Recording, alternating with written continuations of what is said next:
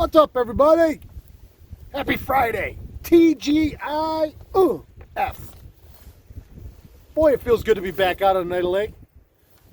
I haven't been out since... I don't even know. Yeah, what did I do Sunday, though? I did something Sunday, because I didn't go up and fish the river till Monday. Anyway, it's been like a week. I'm having serious withdrawals with my Oneida Lake. So Tony and I came out this morning. The boat is back. It's in the driveway. It's ready to roll. But by the time I got it last night, I was too old and tired to put it in the water. So Tony said, hey, come on, go fish with me. I'm out here now. We're between 129 and 130 with an east wind. We got 52.5 out here on the surface for water temp. Air temp this morning when we left the dock was 47. We got an east wind, light and variable. It's probably 5 to 10 somewheres. Perfect drift, quite honestly. We didn't start fishing until we got just after light. It was like 7:30, 7:40. It's now 8:40, so we've had an hour. We've each had two. And I've lost more than I'd like to mention. So we've had 4 walleyes each, or no, we've had 4 walleyes total. You lost one, I lost one. So we've had 6 fish on, landed 4, 2 keepers. Tony got his fish on blades. I had one on a blade. And I'm dragging in this deep water. We're in 26 foot of water. I'm dragging a big swim bait right on the bottom. And there's one right there. Perfect time. Oh, I love it. Wait till you see this. So I got a Kitech Fat Swing Impact 3.8 on in the electric shad pattern, which has got that real thin purple flake. Oh! Almost. He come off right there at the net. And I'll tell you that one didn't have it like the first one did. So there's that big bait. And you're going to say, boy, that looks like a giant bulbous head you have there, Matt. Not this one. That one. That's a 3/4 ounce jig head on that big bait. In the sun, you can see that purple flake. In this deep water, I'm letting it hit the bottom. And I am just dragging it slowly while making constant contact on the bottom. And all that rod did that time, and all it did the first time, is it just loads up like this. And you feel it. Now that first one, I took pictures and put it on Instagram and Facebook. That first one, when I netted it, his mouth was like that. You couldn't even see the jig head. And that tail, I swear to God, must have been down in his gullet. That's how deep down in his throat that big swim bait and head was. I say it's swim bait season. It's not any season to it. The water's getting cold, but it's not super cold yet.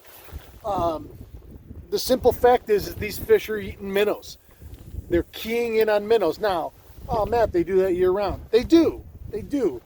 But during the warmer months,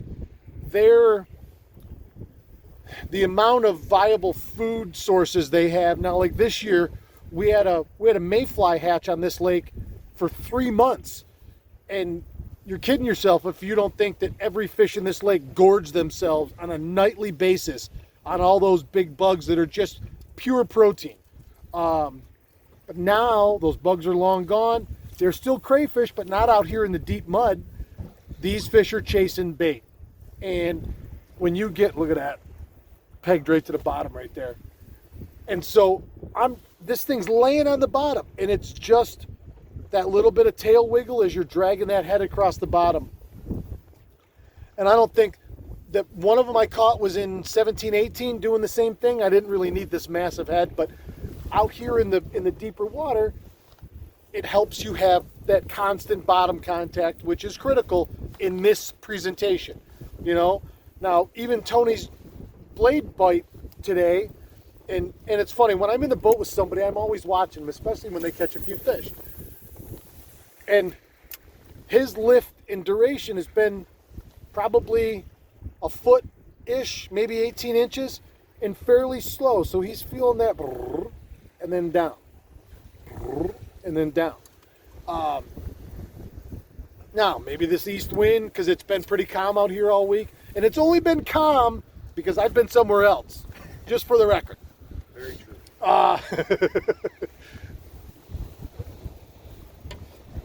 But so that would have been another. He was looked like he was keeper size. Yeah, it was definitely. I know that there's been a couple hot, deep bites a little further east. We just didn't have time this morning. We were going to go down and launch out of Freemax and go down that way. Again, my boat's on the trailer, so I'm not sure whether I'm going to, if everything lays down, Courtney and I are going to go out night fishing tonight and try and make a night video. I got all my big DeWalt work lights, and we're gonna light up the sky and see if we can get some video, because these cameras just don't do very well in low light. So I've got to have enough light. But so we're gonna do that, and then I don't really know what's gonna happen. The goal was to go to the St. Lawrence River tomorrow, possibly Chameau. They're calling for 15 to 25 out of the south, which you can fish the south shore of the St. Lawrence River, no problem. And I want to get out there and fish those walleyes at night too. So I'm not sure yet. We're going to be fishing. My buddy Keith's coming up and spending Sunday and Monday with me, and we're going to be fishing. I don't know where or what, but we're going to hit it hard, and we're going to smack some fish around somewhere. The internet is all abuzz again with another giant smallmouth. This one, and I said it before when that big fish came out of Cayuga, that 8+ pounder that set the new New York State record. I said there's 10 pounders. There's got to be 10 pounders up in the big water. Erie, Ontario, any of the Great Lakes, the St. Lawrence River. And I think that honestly in New York, within the next couple years, you're going to see that smallmouth record get to double digits. And I wouldn't be surprised, honestly, if you start pushing, low to mid-teens on these fish.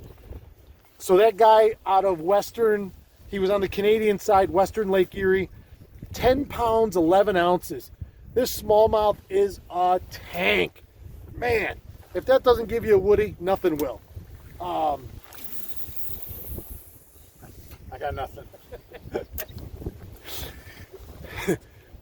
Let me rephrase that. It gave me one. I saw it this morning while I was sitting on the crapper, and I'm like, oh my God, look at this side. It had no tail. It looked like a carp. It had no tail.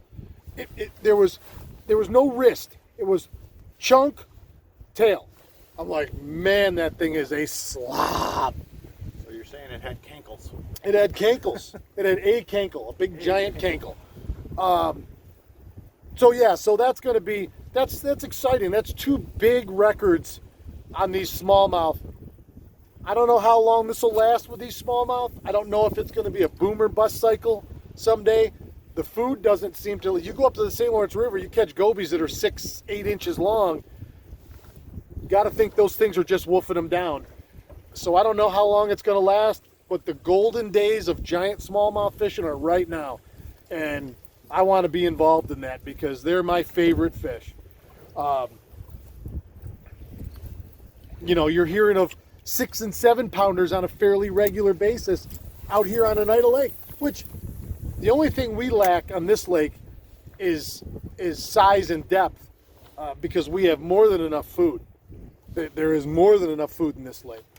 So, all right, so we're going to fish our way out here, and I got to get moving, be a productive adult today, as much as that sucks.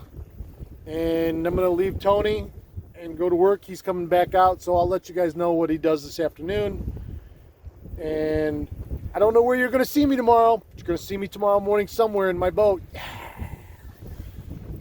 Everything's welded. Again, I can't say it enough, and I'm going to say it every day for a week. If you need something done in the boat marine world, I'm going to say two places. Oneida Lake Marina, talk to Ron or Chrissy, or Jim Raymond Marine in Brewerton, and talk to Jimmy, especially if you have anything Mercury related, Mercruiser. He can fix it all. He's been to 17 schools, and both of those businesses got me back on the water in 3 business days.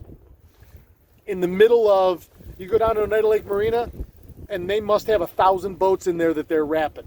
So they took their time, helped me out. They didn't have to, and I am sincerely grateful. As a guy that's been on the wrong side of a lot of bad marine boat deals and working with people and mechanics, I sincerely appreciate that more than both of your companies even realize. So thank you. And all right, I'll see you guys tomorrow morning. For Tony and I, have a great day. The weekend's here. Do something fun. It's going to be awesome. Ready? You got it. Keep her tip up.